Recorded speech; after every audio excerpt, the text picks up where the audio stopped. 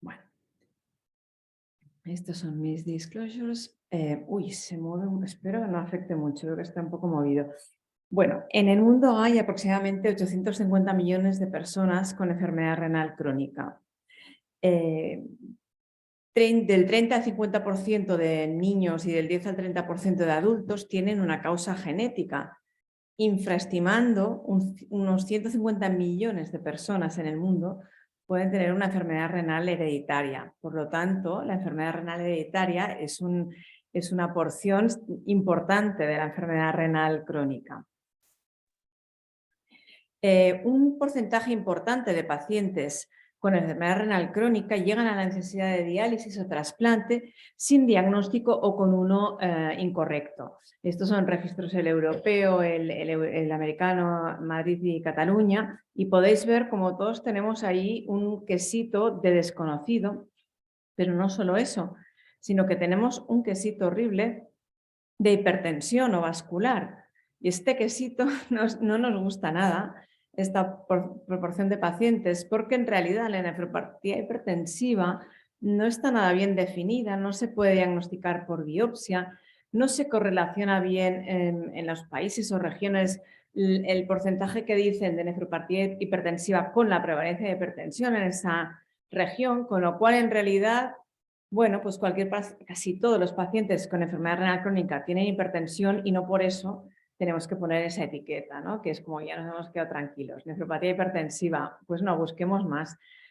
Claro, es un poco más honrado decir enfermedad renal crónica de etiología incierta, pero bueno, sigue siendo insatisfactorio, ¿no? Tenemos que ir un poco más allá. Y puede que la genética nos explique parte de esto. Vamos muy brevemente a explicar estos conceptos muy conocidos por algunos, pero yo creo que es importante. Hace poco estaba en Olot, que es una zona de Cataluña donde hay volcanes muy viejos, que hace muchos años que están inactivos. Pero bueno, en el museo hablaba de los volcanes monogenéticos y los poligenéticos y me llamó la atención porque digo, mira, pues como las enfermedades monogénicas y poligénicas, ¿no? Una erupción o múltiples erupciones. Pues eso es, ¿no? Las enfermedades monogénicas son las hereditarias, las que claramente mendelianas, ¿no? Que son relativamente infrecuentes, con un efecto de esa mutación importante, con una penetrancia en forma de expresión de la enfermedad elevada, un papel del entorno del ambiente limitado y con un modelo de herencia pues mendeliano. Al contrario que las complejas, como la diabetes, la hipertensión, la enfermedad renal crónica en general, son más comunes, el efecto genético es más escaso, poca penetrancia, o sea, algunos tienen, otros no, aunque tengan un mismo background genético. El papel del ambiente es muy importante, la obesidad, la hipertensión mal controlada, dislipemia, contaminación, y no hay ningún modelo de herencia. Para esto, tenemos en Europa a Anna Kottgen de Alemania, que es un referente y ha hecho unos estudios, que no voy a entrar, súper buenos en factores de riesgo, los Polygenic Risk Scores, que se llama, para enfermedades de estas comunes. Aquí tendríamos, me gusta mucho el espectro de una variante genética con mucho efecto o con poco efecto, y que sea muy común o que sea poco común. Las poco comunes, que son estas, las mendelianas, tienen mucho efecto. Y luego tenemos los que son las variantes más comunes, que tienen poco efecto. ¿Contribuyen a la enfermedad? Sí, pero hay que tener ahí un bingo determinado para que lo hagan. Y aquí quería destacar esto, que luego entraré un poco más, las variantes en COL4A3 y 4, lo que mal llamamos Alport dominante, que probablemente tienen que ir a parar más aquí que a una enfermedad monogénica, ya lo comentaré. Pero este background genético no solo influye en enfermedades comunes, sino que en enfermedades genéticas como es la poliquistosis también tiene su papel.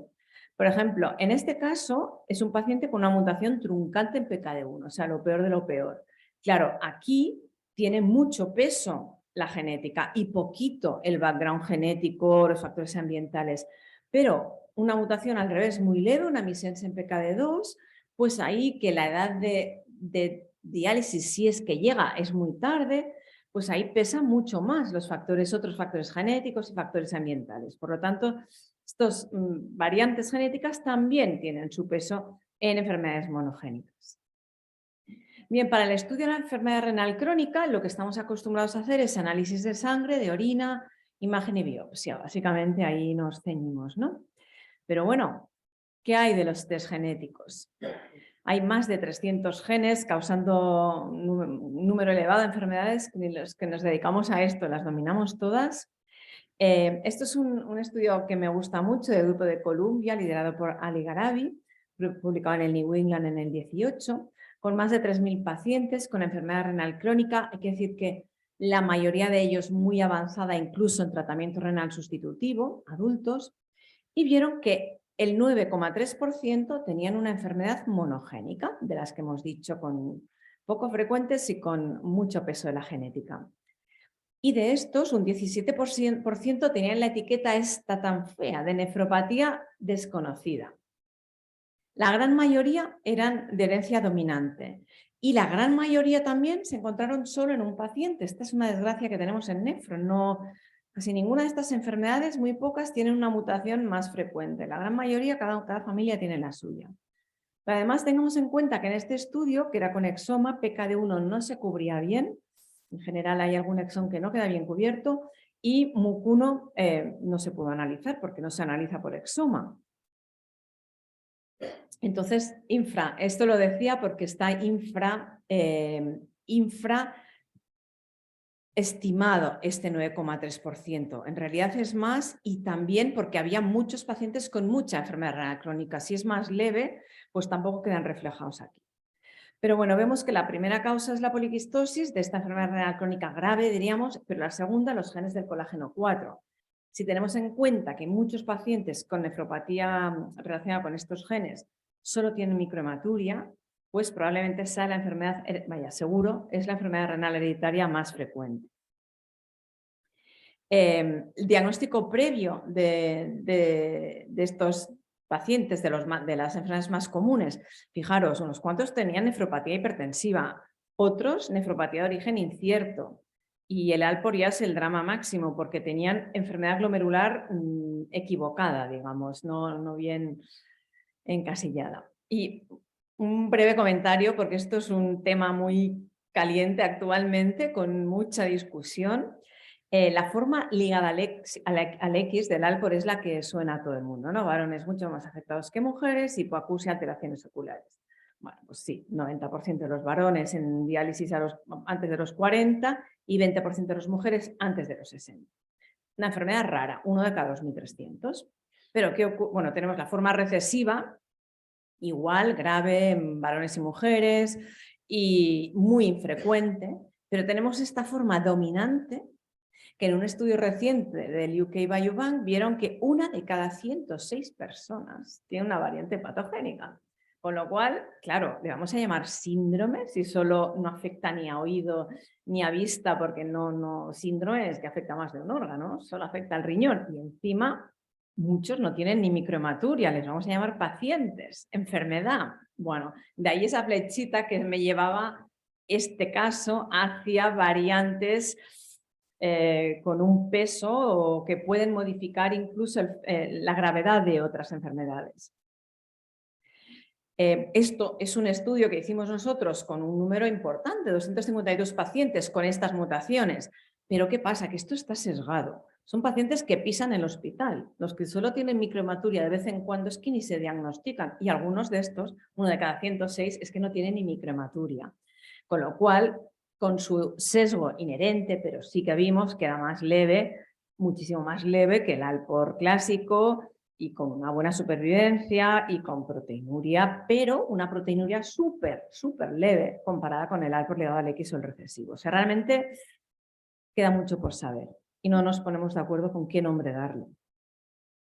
La tercera causa sería la nefropatía intersticial autosómica dominante, tener en cuenta que un MUC1 no está y más o menos sería igual de frecuente que un MOD, con lo cual aquí faltan pacientes.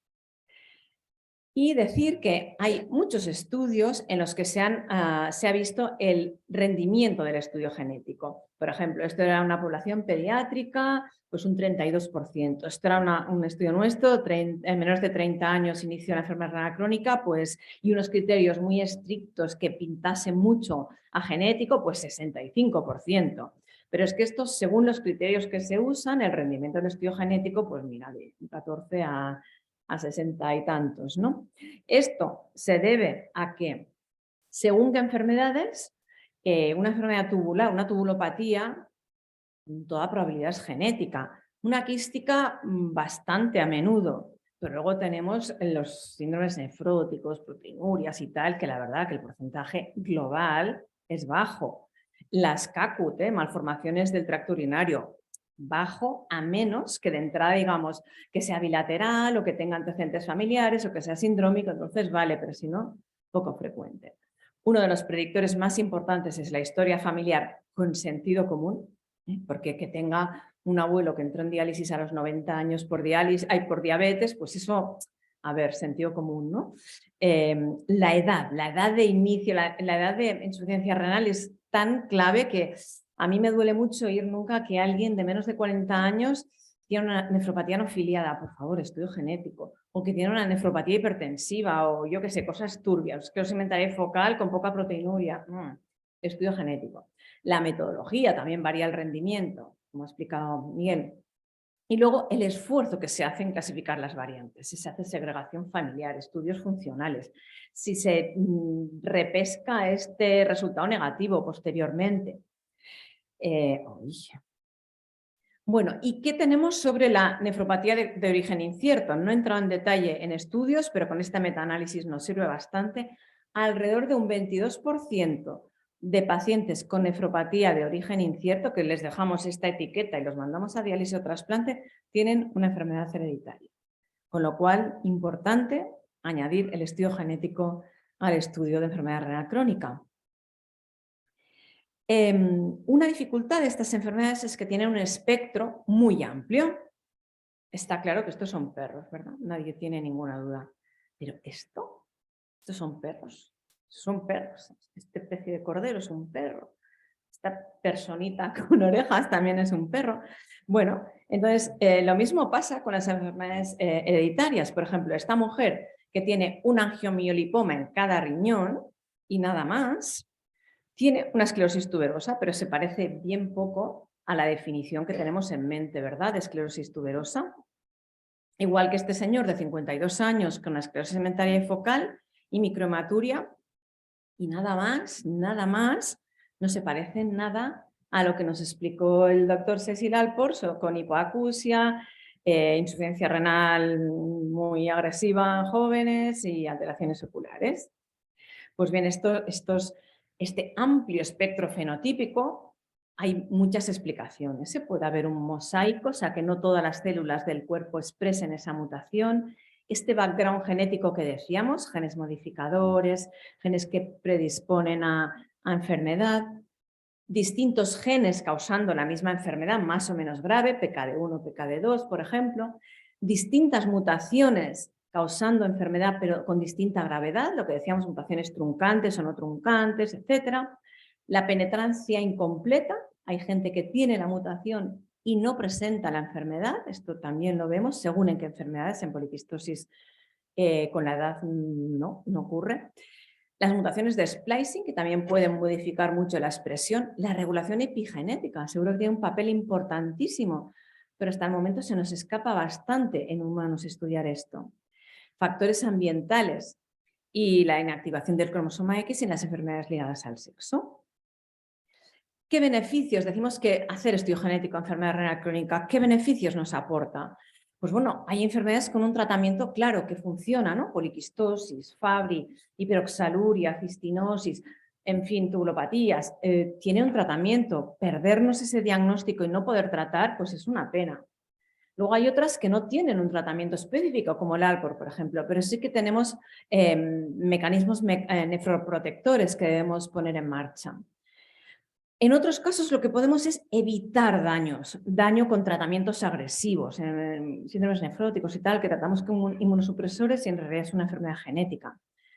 También a la hora del trasplante, tanto para evitar que el donante tenga la enfermedad como para saber el riesgo de que recidive la enfermedad, una enfermedad genética no recidiva, pero en cambio hay enfermedades genéticas no renales que reaparecen en el riñón. Trasplantar una hiperoxaluria y no hacer nada más, no tratar con el lumasiran o trasplante hepático, pues es pan para hoy, hambre para pasado mañana, porque el riñón ese lo vamos a perder. Por lo tanto, importantísimo tener el diagnóstico.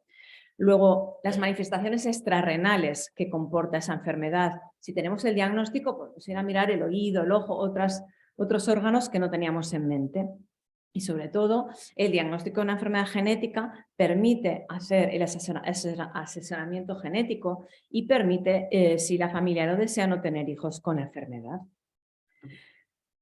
Por lo tanto, el papel del estudio genético en la enfermedad renal crónica está aumentando, implica un final de una odisea diagnóstica en muchos casos, permite tomar mejores decisiones, dar un mejor tratamiento y mucho más preciso y un mejor seguimiento, permite el planeamiento familiar, permite identificar factores de riesgo para el trasplante, evaluar distintos miembros de la familia en riesgo de tener la enfermedad, manifestaciones extrarrenales y reducir el número de pacientes que llegan a tratamiento renal sustitutivo sin diagnóstico. Entonces, ¿cuándo pedir un test genético? Porque lo he puesto aquí como si fuese pedir una creatinina, una albuminuria. Tampoco nos vamos a volver locos porque de momento tiene su coste, sus dificultades de acceso y ojalá pudiésemos poner, yo espero que llegará un día que lo pediremos como, bueno, no como una creatinina, pero bueno, como alguna de estas cosas que pedimos, como unos ancas. De hecho, el estudio genético es más barato que hacer una biopsia. Pero esto a los gestores de hospital no les entra en la cabeza y además es para toda la vida, que la biopsia la vamos repitiendo a veces, ¿no? Bueno, pues ¿cuándo pedirlo? Cuando hay una sospecha, evidentemente, cuando hay una historia familiar, cuando hay anomalías congénitas, en los jóvenes, como he dicho antes, cuando hay microhematuria con esclerosis mentaria focal, que no le podamos asignar una causa a esa esclerosis mentaria focal, cuando hay manifestaciones extrarrenales, una nefropatía intersticial crónica también sin una causa clara, o cuando no sepamos qué tiene. Esto por probabilidades, pues la historia familiar tiene mucho peso, las tubulopatías, las enfermedades quísticas, la presencia de cuadros sindrómicos, la presencia neonatal de síntomas, un joven con enfermedad renal crónica, la presencia segmentaria y focal con hematuria, o la nefropatía intersticial de origen incierto serían, por este orden un poco, lo que nos diría las probabilidades que tenemos de un test positivo. ¿Y qué hacer con un test genético negativo cuando la sospecha es alta? Porque si no, algún día nos lo hemos de creer. O sea, si no tenemos muy claro que es una enfermedad genética y nos dice el test genético que no lo es, pues no. Pero nos pasa, familias, o yo qué sé, Alpors, que dices, es que es clarísimo, lo sé seguro que lo es, poliquistosis, sé seguro que lo es, pero no sale. Bueno, pues a veces, según la prueba que se haga, y como he dicho antes, por ejemplo, el exoma, que no cubre bien el exón 1 del gen PKD1, no sé, hay algunos test pues, que para según qué enfermedades no va bien del todo. Muy importante, guardamos aquellos resultados que creemos que tendrían que haber sido positivos y no lo son, y se reanalizan posteriormente y se ve, luego se identifican más genes, aumenta el conocimiento, mejora la técnica y se rediagnostican los que antes habían sido negativos, algunos. También hay que considerar modelos alternativos de herencia y pensar que puede ser, pues lo que hemos dicho antes, no mendeliana y sobre todo pensar que puede no ser genético. Tampoco nos vamos a obsesionar que todo en la vida es genético. Y finalmente, mensajes para llevar a casa, pues que un número significante de pacientes que van a diálisis, a trasplante o a diálisis, lo hacen sin diagnóstico o con un diagnóstico incorrecto y tienen una enfermedad renal hereditaria. La nefropatía hipertensiva, no nos gusta este término, nos tendríamos que aclarar y decir a quién le ponemos esta etiqueta, pero no a todos. El test genético tiene distinto rendimiento en función de las cohortes que miren, no tenemos que tomar ninguna así como clave. que las enfermedades renales hereditarias muestran un espectro amplísimo, muy distinto del que el señor Alport, el señor, yo qué sé, Barter o el Lidl o quien sea dijeron en su momento. Incluir el estudio genético en el estudio de la enfermedad renal crónica y que no hay un límite superior de edad para esto. Decimos que los jóvenes, vale, pero es que hay enfermedades de estas que empiezan con una edad muy avanzada, MUC1, MOT, a veces muy avanzada. Esta identificación del diagnóstico genético nos permite tomar decisiones y tratamientos y, muy importante, la necesidad de que los nefrólogos tengan un cierto nivel de educación sobre esto. Sobre todo, pensar en enfermedades renales hereditarias porque si no, nunca se diagnosticarán. Y eso es todo. Pues nada, gracias al equipo y gracias a vosotros por la invitación.